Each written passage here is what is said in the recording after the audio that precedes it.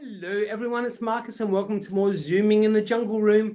I'm really lucky today because I'm speaking to an Adelaide Fringe artist. They are performing a brand new show. It's called My Budding Entropy. The name is Holly Rowan. And Holly, how are you today? I'm good, thank you. Yeah, really well. Good to see you. Have you recovered from New Year's Eve and Christmas and all the shenanigans that have been leading up to this moment today? I've been recovering through Christmas and New Year's, which is different to what most people do. I see it as like quiet time. So we try and get away for that and just be in nature. Yeah. You were just saying to me before we started recording that you were up at a lavender field just out of Harndorf. How amazing. Lavender is an incredible plant. Beautiful. Yeah, we got some lavender massage oil and some lavender bath salts to see us into the new year. So Yes. yeah. Now, of course, so we are just beginning January now, which means that Adelaide Fringe is only 6 weeks away, something like that. Six or six. I know. Sorry to shock you. It's been such a blurry period. I think we're literally in a period right now where we've got no idea what day it is at all, or even what year. Still that period. There's that blurry period where you don't know if you're going to write 2024 or 2025, right, Holly? It's just crazy. Yeah. Yeah. Anyways, we'll get there again. We just need to get back into our regular schedule. I think everyone's schedule is just like wacky at the moment. Yeah. Yeah, Anyway, Adelaide totally. Fringe, 7 weeks away. You are going to be appearing with your incredible cast at Fool's Paradise, which is in Victoria Square, which is just over there. I'm in Halifax Street. Victoria Square is just over there. So I can be there essentially every night of your performances. Um, Yeah, please. so My Budding Entropy is your show. Please tell us all about it. What's going on? Yeah, so I all of my artwork is about nature, it's about identity, it's about humans and all living beings as a collective, essentially. And this particular show is kind of an accumulation of everything I've done creatively in my whole life. Um, it explores gender identity, specifically non-binary, um, and everyone in the cast is non-binary. So there's three musicians on stage. There's me playing sort of lead characters, and there's a non-binary animation artist projecting amazing kind of nature projections throughout the whole show.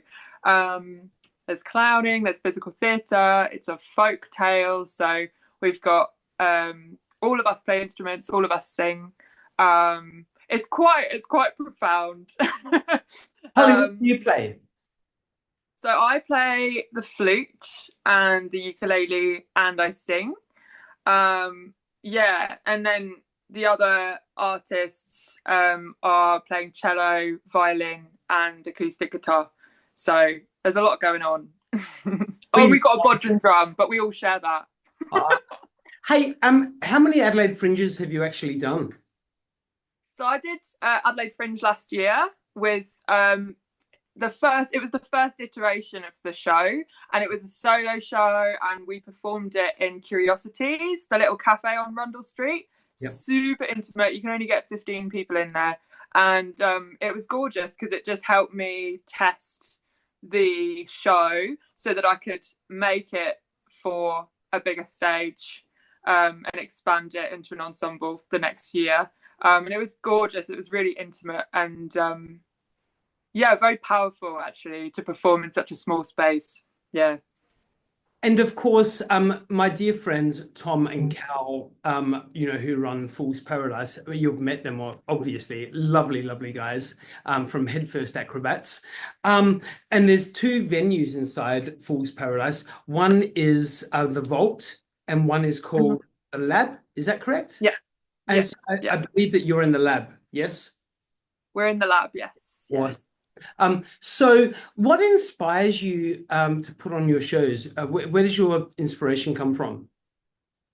Yeah. So I, I feel like an imposter actually saying this, but I'm a druid. So I feel like I'm never druid enough, but I practice Druidry, and so my whole life has been connecting with plants and nature and trees, and that's predominantly been in the UK. And since I've left the UK, I've been kind of channeling my homeland wherever I am, and trying to sort of bring folklore into the center of everything I'm doing, and I'm bringing it into contemporary issues. And I think, you know, the trans identity issue and culture is huge right now, and it really needs beautiful, kind of innocent and diverse kind of understanding. It's so complex, and I think, you know, nature's complex, so we can really start to understand the complexity and the diversity that actually exists in our world if we look at nature, and then we look back at humans, and it's like, oh, you know, actually we are allowed to be different, and we're allowed to be whoever we want to be, and we can all be together on the same planet and do that. You know, we don't have to combust, and we don't have to be mean to each other, you know. So that's kind of the message of the show, and that's the message of all of my art I've ever made. I think I just want connection, and art is my way of doing that. Yeah. I love it. And you know what? As we go out in our crazy bonkers world, because I mean the world is pretty crazy right now, let's be honest. But you know what? There's a couple of elements in the world that, you know, don't judge us, and that is nature and that is animals. You know, I love getting out in nature, and this is why I love so many indoor plants as well. You know, I ensure that I go to, you know, the Adelaide Botanic Gardens or Mount Lofty Botanic Gardens at least every week to be able to realign myself, and, you know, find my sense of purpose in this crazy world. What do you do to find that for yourself? Yeah, I think I need to connect with elders a lot. So I need to connect with people who know more than me. I think being in a space of learning really puts me in an open-minded position. And I think, you know, I went back to the UK last year just to see the trees, really. You know, and I do a lot of yeah, I do a lot of sort of connecting with people online in with sort of Druidry stuff, and learning, and I do Reiki as well. I'm a Reiki practitioner, so I really connect to myself and others through that. Yeah, and just getting outside and just seeing what's around me. I don't have to be, you know, in the bush. I can just walk around without any aim as well, you know, just literally walking around and seeing what I'm seeing, and kind of just appreciating everything that's around me. Because, you know, I think a lot of people struggle with being in urban spaces, but actually there's so much to be seen just walking down the street. You know, you can look up and there's trees, and little bits of nature growing through cracks, and things like that, you know. So for me, yeah, and we're hoping to get growing some stuff in our communal garden at home as well. And I know that's going to be a big thing, just being in the garden, you know. No, I feel like I need to visit your home now because I would love to. So there's another part of my life that I do a show called The Botanic Designer, which is all about people's gardens. I feel like that's a whole story we can talk about in due course, but that's not this. Yeah. We'll talk about that later. Hey, why do you enjoy being part of the Adelaide Fringe? Oh, do you know, it's so I love it because so I've done Edinburgh Fringe as well, right? And that's absolutely huge. And Adelaide Fringe is huge, but actually it's in a smaller place. And I find it really easy to get around and to get to all the venues. And it's so international as well, which for me is always, you know, a beautiful thing. I really love seeing art from other countries, and, you know, I don't know, and I think I find like it to be really friendly festival as well. Like, out of all the festivals that I've performed at, it's very friendly, it's very welcoming. The team in the box office are like so amazing. Like, I had a technical issue, and they had an IT guy who like helped me straight away. You know, and, you know, out of hours as well, they were just, you know, they really dedicated to making things run, and to supporting artists, and also audience members, you know, like the access stuff. Like, all of my shows are relaxed, for example, but like they really champion access for people as well, which is really important to me. So yeah, it's really a beautiful festival. Yeah, I had such a good time last year, so I'll always come back. Yeah. Holly Rowan, what would you like people to come and see the show leave with? um I really want people to leave with a sense of kinship with each other. I really I really want people to come in a bit skeptical. You know, I really want the skeptics to come. I want people who are even just a tiny bit curious about what it means to be a non-binary person to come through. But I want them to leave with,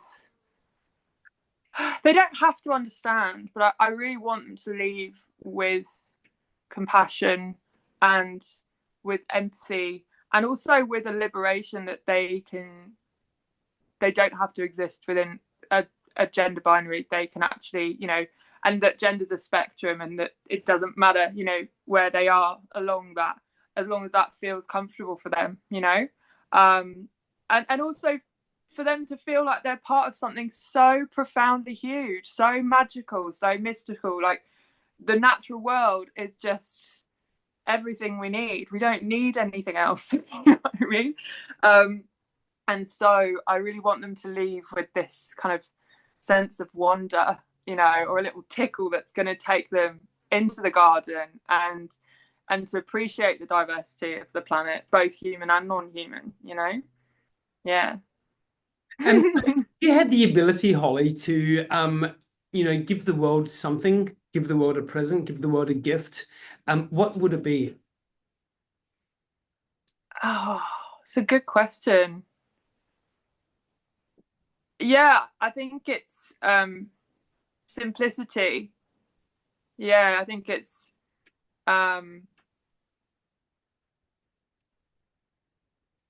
I can't put it into words, but I think it's essentially being grateful for what you have, and not needing to want and to grab and to collect. Yeah, I think to connect with what's already there, and as soon as we get into that state, I think it's kind of endless. And I really wish that for people, and I really want people to feel liberated from conditioning and sort of the very, very insidious rules that exist amongst us as a collective, wherever we are, you know, and to experience what's outside of that. Yeah, Holly Rowan, yeah. you've got such a delightful soul. You've got so much in the world, and you've got an energy that just permeates joy. So never ever stop, please. Thank you. Hey, what so after this fringe, with My Budding Entropy, which we've been talking about, what is next for you? Are you working on a new show? You know, what can we expect next from your troupe? That's a really good question. I would love to tour our show to other parts of Australia. Um, I would, and actually, a couple of the cast members are from different areas. Like, we got someone from Geelong, we got someone with connections in Brisbane. So it's kind of, yeah, we're hoping to tour for sure. And then also potentially like making a new show as a collective, like totally devised as well. But yeah, I feel very connected to this show now. So it will kind of wait for the right moment to see what happens after we've performed it, you know, and then organically kind of take the next step, whatever that is, and see what opportunities come from Honeypot as well, right? Yep. Because it'd be great to be. Oh, I'd love to go to Wellington, to be fair, in New Zealand. Would love that. Yeah. So yeah, tour. Unstoppable. You are unstoppable. That's what you are. Holly Rowan is, of course, from the troupe Wildebeest. Oh, sorry, and the Wildebeens. They will be appearing at Fool's Paradise, which is in Victoria Square, running from February the 20th to February the 23rd. Make sure you get onto it, everyone, because it's Adelaide Fringe ticks .com.au. I don't know what it all is anymore. Google Adelaide Fringe, or Fool's Paradise have got their own website as well. So get onto that, grab your tickets. Like I said, my budding entropy, Feb 20 to Feb 23rd, get onto it. In fact, I think there's a couple of those days, there's a couple of shows on, isn't there? So you're not doing it hard. There's no risk. Yeah, we're right at the beginning. Yeah, we're right at the beginning. I think we might even be the first show. It's 5:30 in the afternoon, so it's very. We like early sleeping, you know. Or I go to bed. Hey, in any downtime, what do you like to do in Adelaide? So my partner's family lives in Adelaide, and my partner's originally from Adelaide, so we always come down to visit the fam. We run performance workshops as well. My partner's a circus performer, so we come down and try and connect with the circus community, and we do little performance workshops. I teach sort of performance making, and Taylor does all the skills, and yeah, we come down for birthdays and weddings and all that stuff with the family. So we're pretty connected to Adelaide. We probably come down 6 times a year. And yeah, and now we've got this connection with this farm in Mount Torrens. We're going to be coming and taking care of the farm too, so that the woman who runs it can go away. So we'll be down quite a lot. Yeah. Holly Rowan, what an absolute delight chatting with you. I wish you the most amazing, successful Adelaide Fringe, and I cannot even wait to hang out with you in Fool's Paradise. Please, yeah, it'd be great. Everybody, rush out, grab your tickets. My budding entropy. You can get it through Adelaide Fringe website or the Fool's Paradise website. Holly, thank you so much, and have the most successful 2025. Thank you.